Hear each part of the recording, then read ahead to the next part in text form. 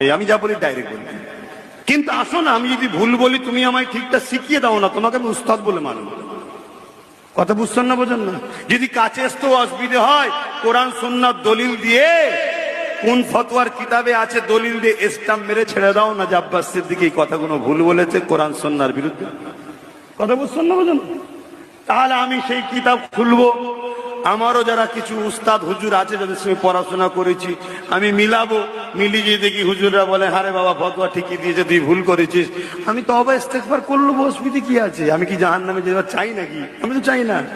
কিন্তু দুঃখের বিষয় ওই চারানা আটানা গুলো শুধু লাফালাফি করছে। পুকুরে দেখবেন যারা চ্যাংচিঙে মাছ হয় তারাই বেশি লাফালাফি করে, আর বড় কোনো চুপ করে তলায় বসে থাকে। যে কোনো দলের দেখুন বড় উলামারা প্রতিবাদ করছে না, আমার সব চুপচাপ আছে, এই চারানা কোনো লাফালাফি করছে। এর কথা আমি ভুল বলছি? খেয়াল করতে